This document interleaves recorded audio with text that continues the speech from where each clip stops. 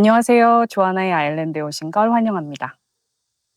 이번 시간엔 제가 작년 한 해 최고의 영화들 중 하나로 꼽는 세계의 주인에 대해 이야기해 보려고 합니다. 작년 10월에 극장에서 개봉한 이 세계의 주인은 현재 넷플릭스, 웨이브, 왓챠 등에서 보실 수 있는데요. 너무 좋은 영화라서 많은 분들이 보셨을 거라 예상해보며, 그리고 또 많은 분들이 보셨으면 하는 마음에 이 이야기를 한번 시작해 보겠습니다. 영화를 보지 않으신 분들도 괜찮을 것 같아요. 혹시 지금 혼자 힘든 일을 겪고 있는데 외롭고 차가운 곳에서 혼자 끙끙 앓는 분들이 계시다면 제 이야기를 들어보셔도 괜찮을 것 같아요. 그리고 이 영상엔 세계의 주인 스포일러가 있습니다. 자, 시작해 볼까요? 자동차가 컨테이너에 얹혀서 천천히 끌려 들어가고 거대한 소리 돌아가고 물이 사방에서 쏟아지는 그 몇 분. 차 안에 앉아있으면 세상의 소리가 전부 지워집니다. 물소리와 펌프 소리, 고무 롤러의 진동만 귓바퀴를 먹먹하게 채우죠. 바깥에서 보면 그저 세차 중인 차 한 대일 뿐이에요. 이 안에서 무슨 일이 벌어지는지 아무도 모릅니다. 윤가은 감독의 영화 세계의 주인에서 18살 주인이는 바로 그 자동 세차기 안에서 처음으로 무너집니다. 엄마가 운전석에, 주인이가 조수석에 앉아 있어요. 물이 쏟아지고 소리 돌아가는 동안 주인이는 그동안 눌러 담았던 것을 토해냅니다. 소리를 지르죠. 그런데 그 소리는 세차장의 소음에 묻혀 바깥으로 새어나가지 못해요.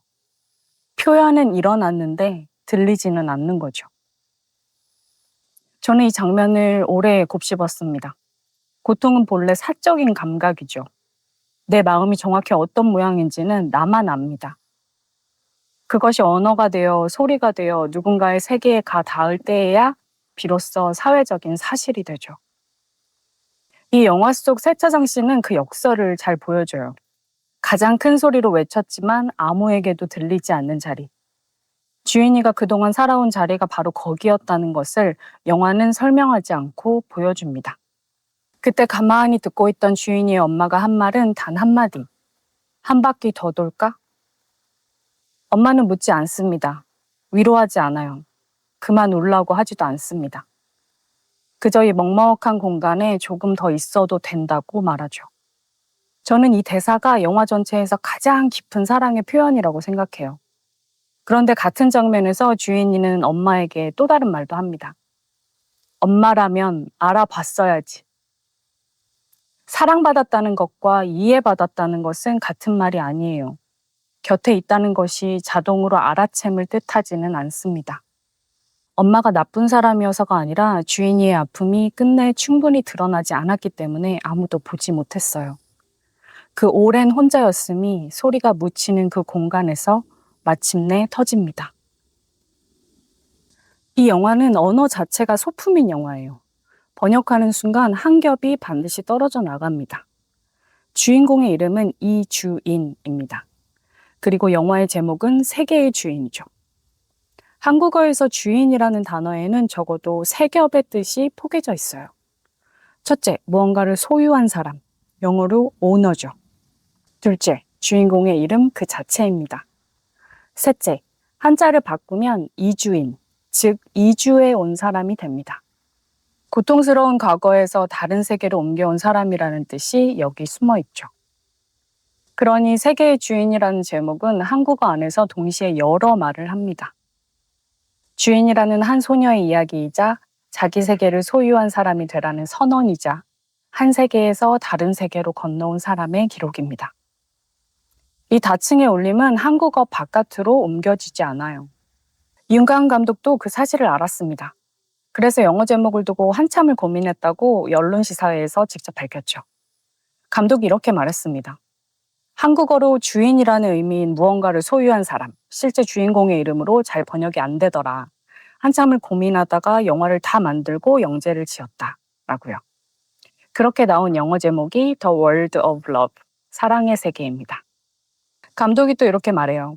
주인이가 사랑의 세계를 끝도 없이 경험했으면 하는 바람이었다라고요. 흥미로운 건 이 두 제목이 서로 모순되지 않는다는 점입니다. 한국어 제목은 내가 내 세계의 주인이다 라고 말하고 영어 제목은 그 세계가 사랑으로 지어져 있다라고 말해요. 같은 영화의 두 가지 진실입니다. 그리고 영어 제목은 윤가은의 전작과도 이어집니다. 우리들의 영어 제목은 The World of Us였고 우리 집은 The House of Us였어요. Us에서 출발해 러브로 나가는 3부작이 그렇게 완성됩니다. 이 영화에서 언어가 소품이 되는 또 하나의 자리가 있습니다. 바로 사과예요. 영화에서 주인은 사과를 먹지 않습니다. 담임 선생님이 권해도 친구들이 권해도 거절해요. 영화는 끝까지 그 이유를 설명하지 않습니다. 관객들 사이에서 가장 설득력 있게 받아들여지는 해석은 이래요. 가해자가 주인에게 보내온 편지의 발신지가 청송교도소이고 청송은 사과가 특산물인 지역이죠. 사과 한 알이 그 사람을 불러옵니다. 그런데 한국어는 여기에 한 겹을 더 얹어요. 한국어에서 과일 사과는 사제를 뜻하는 사과라는 소리와 같습니다. 주인이 끝내 받지 못한 것, 가해자에게서 단 한 번도 오지 않은 것 역시 사과예요. 영화가 주인의 과거를 한 번도 화면으로 보여주지 않음으로써 그 사과의 기억은 완결되지 않은 채 남습니다. 과일이면서 동시에 사죄인 이 단어 하나가 침묵 속에서 그토록 많은 것을 말합니다. 영화는 주인이 어린 시절 겪은 피해를 단 한 번도 화면으로 보여주지 않습니다. 플래시백도 재현도 없어요. 페미니즘 영화 이론에서 오래된 질문이 하나 있죠. 성폭력을 화면에 담는 카메라는 그 폭력을 다시 반복하는 시선이 되지 않을 수 있는가? 보여주는 행위 자체가 관객을 가해의 자리에 앉히지는 않는가? 윤가은 감독은 주인의 성폭력 피해 장면을 보여주지 않음으로써 그 물음에 답했습니다. 관객은 주인의 과거를 들여다볼 수 없어요. 가해의 순간을 소비할 수 없죠. 대신 그 기억의 무게를 사과를 거절하는 손짓으로, 세차장에서 묻히는 소리로, 끝내 오지 않은 사과로 느낄 수 있을 뿐입니다. 무엇을 보여주지 않을지를 선택하는 것이 곧 윤리가 되는 연출입니다. 이 지점에서 동생의 이야기가 포개져요. 주인의 남동생 혜인은 마술을 해요. 세상의 모든 걱정과 고민을 없애주겠다는 마술 말이죠. 그런데 그 마술은 무언가를 감추는 마술입니다. 동생이 몰래 숨겨온 편지가 있고 그 발신지가 청송교도소라면 동생의 마술은 가해자의 존재 자체를 가족의 일상에서 지우려는 안간힘이었던 셈입니다. 마술이 들통나는 순간은 그 편지가 드러나는 순간이고 사과 한마디 없이 편지를 보내오는 가해자가 아직 이 가족의 삶 안에 있다는 사실이 드러나는 순간입니다. 마술은 감추는 기술이에요. 사라진 듯 보이지만 실은 그저 감춰졌을 뿐입니다. 동생의 마술이 사랑에서 비롯되었음을 우리는 알죠. 하지만 고통은 마술로 사라지지 않습니다. 들통나는 게 실패가 아니라 오히려 정직함이라는 것을 영화는 조용히 가리킵니다.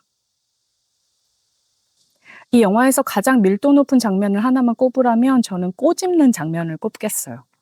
주인은 어린이집에 다니는 어린 누리와 마주칩니다. 그 어린이집의 원장이 바로 주인의 엄마 태선이고 거기 누리라는 어린아이가 있어요.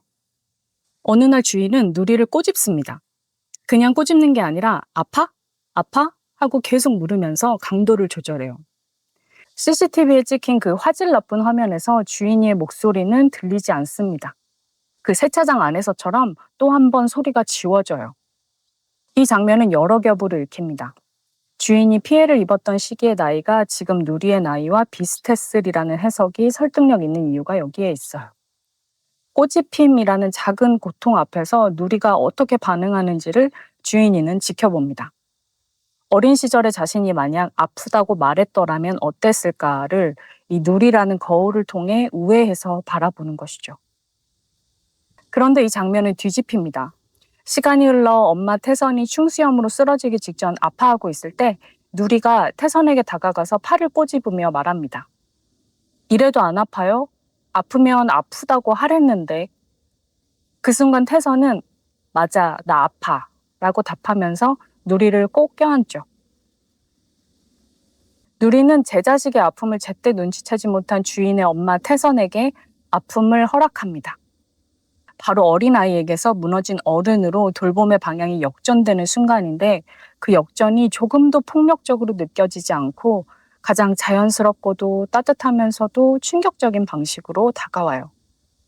그런데 가장 중요한 건 누리가 그 말을 어디서 배웠는가입니다.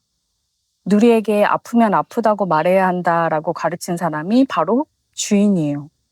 그리고 주인이는 그 말을 누구에게서 배웠을까요?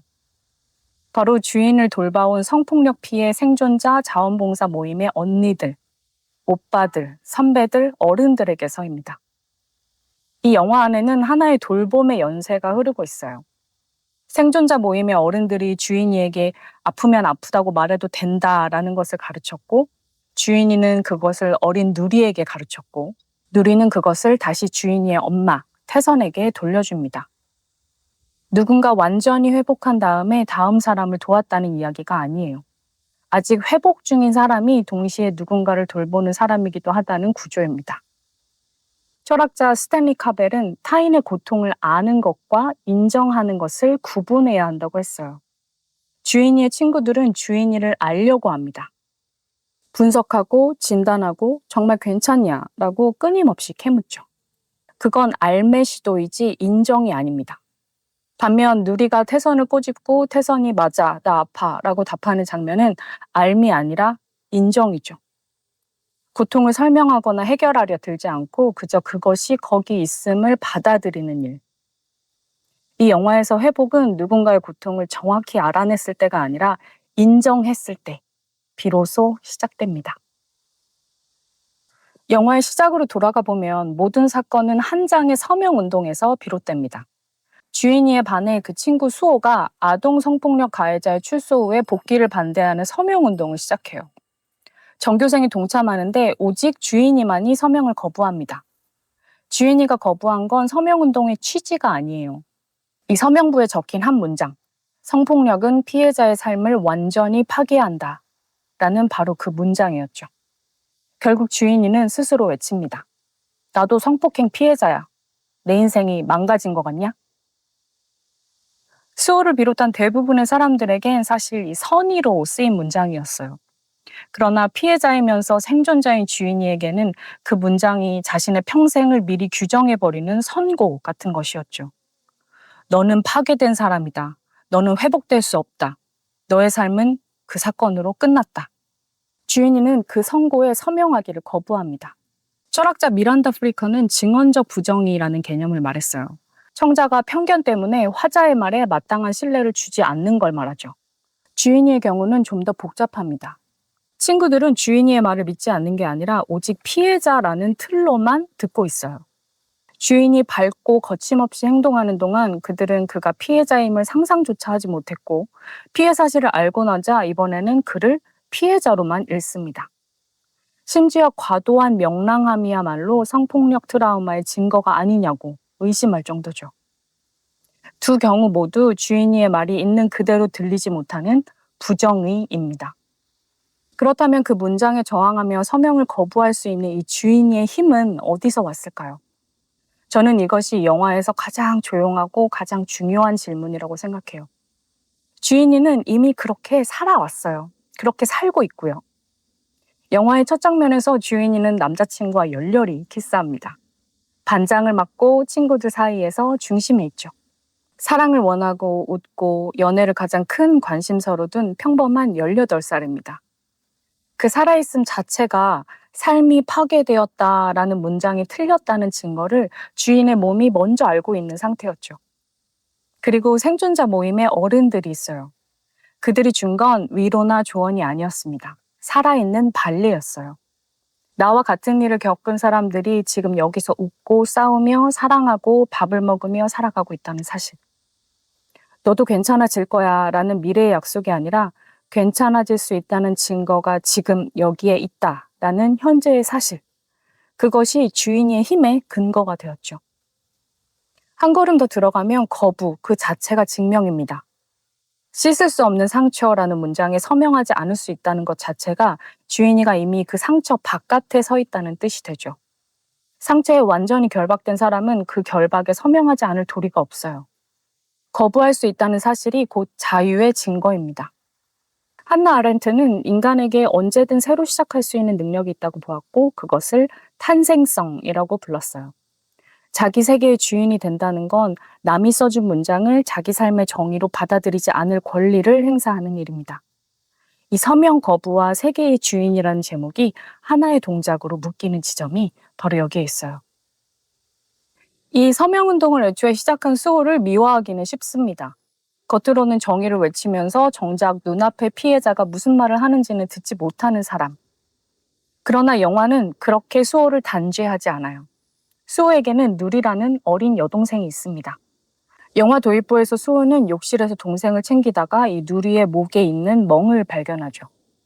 그러니 수호가 아동 성폭력 가해자의 출소 반대 서명운동을 시작한 건 추상적인 정의감만은 아니었을 겁니다. 어린 여동생을 둔 오빠로서 성범죄자의 출소는 다른 무게로 다가왔을 거예요.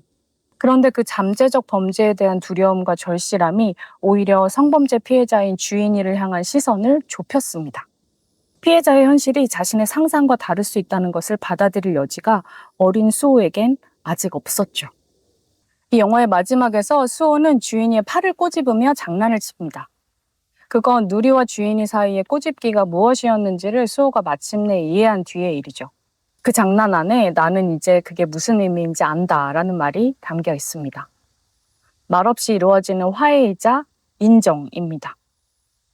수호는 위험한 사람이 아니에요. 수호 역시 아이이고 배워가는 중이죠. 주인이 그렇듯이, 다른 아이들이 그렇듯이, 아니, 다른 어른들, 이 세계의 사람들 모두가 그렇듯이 말이죠. 이 영화에서 어른과 아이의 경계는 성장의 완료 여부로 나뉘지 않습니다. 무너진 엄마도, 회피하는 아빠도, 곁에서 함께 아파해주는 생존자 모임의 어른들도, 멀찍이서 그저 지켜봐주는 태권도 관장도 모두 진행 중인 사람들입니다. 누군가는 조금 일찍 이해에 닿고, 누군가는 조금 늦게 닿고, 누군가는 끝내 닿지 못합니다. 오히려 수호가 이해에 닿는 속도가 그 어떤 어른들보다 빨랐을지도 몰라요. 특히 태권도 관장의 자리가 마음에 남습니다. 그는 개입하지 않아요. 무너지지도 회피하지도 않고 그렇다고 구하러 달려오지도 않습니다. 그저 지켜봅니다.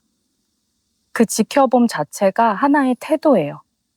아이의 세계가 스스로 굴러갈 수 있도록 침범하지 않으면서 동시에 거기 있어주는 것.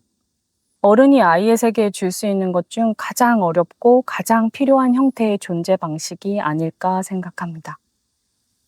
프랑스의 철학자 시몬 베유는 주목이야말로 가장 희귀하고 순수한 형태의 관대함이라고 말했어요. 최고도에 이른 주목은 기도와도 같다고 했죠. 이 영화는 처음부터 끝까지 우리가 타인의 고통을 어떻게 바라보는가의 문제입니다. 주인의 친구들이 교양과 정신분석을 동원해서 주인이를 쉴 새 없이 해부하는 것은 관심의 외피를 쓴 주목의 실패입니다. 진짜로 주인이를 보는 것이 아니라 자기가 아는 틀에 주인이를 끼워 맞추는 일이기 때문이죠. 반대로 태권도 관장의 지켜봄, 생존자 모임 어른들의 곁에 있어줌, 누리의 꼬집기는 배우가 말한 주목에 가깝습니다. 영화의 마지막 주인을 추궁하던 익명의 쪽지가 여러 사람의 목소리로 나뉘어 읽히기 시작해요. 주인이가 받은 쪽지는 처음엔 공격이었지만 마지막에는 사과로, 응원으로 마침내 나도 피해자였다는 고백과 연대로 확장됩니다. 쪽지의 발신자는 특정한 한 사람이 아니라 주인을 바라보는 세계 전체의 시선이 되죠. 그 집단의 목소리가 처음으로 해부가 아니라 주목으로 전환되는 순간입니다. 이 영화는 판결의 공간이 아니라 동행의 공간입니다. 이 영화를 보고 나면 아이들이 어른들의 세계에서 떨어져 나와 독립의 세계로 나아가려는 것처럼 느껴져요. 무너진 어른들, 회피하는 어른들을 뒤로하고 아이들끼리 서로를 일으키는 이야기죠. 그런데 주인이가 회복하는 방식을 자세히 들여다보면 아이들의 성장과 독립은 물리적으로 강해져서 어른들의 세계로부터 떨어져 나오는 일이 아닙니다. 주인이는 생존자 모임 어른들에게 받은 것을 어린 누리에게 주고 어린 누리는 그것을 다시 주인이의 엄마, 태선에게 돌려주죠. 이 구조는 자율적이고 독립적인 개인이라는 근대의 주체상보다는 서로에게 빚지고 서로를 떠받치는 상호 의존의 모델에 가깝습니다. 미국의 윤리학자 캐럴 길리건과 조앤 토론토가 말한 돌봄의 윤리는 의존을 결함이 아니라 인간의 조건으로 봅니다.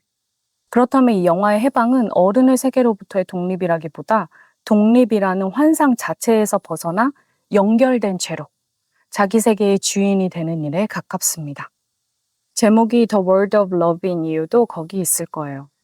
사랑은 독립의 언어가 아니라 연결의 언어니까요. 자기 세계의 주인이 된다는 것은 혼자 우뚝 서는 일이 아니라 받은 것을 건네고 건넨 것이 다시 돌아오는 그 흐름 속에 자기 자리를 갖는 일이니까요.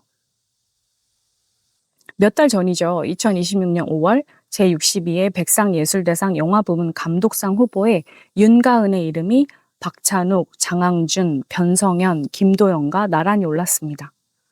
박찬욱의 어쩔 수가 없다는 그의 토론토 국제영화제에서 한국영화 최초로 관객상을 받은 화제작이었고, 장항준의 왕과 사는 남자는 1,000만이 넘는 관객을 모았죠. 거장과 천만 감독 사이에서 누적 관객 20만 명의 독립영화를 만든 윤가은이 감독상을 받았습니다. 심사위원 7명 중 6명이 윤가은에게 표를 던졌어요. 작품상은 어쩔 수가 없다에 돌아갔지만 감독상의 주인은 윤가은이었습니다. 이 주인이를 연기한 신인의 서수빈은 여자 신인 연기상을 받았어요.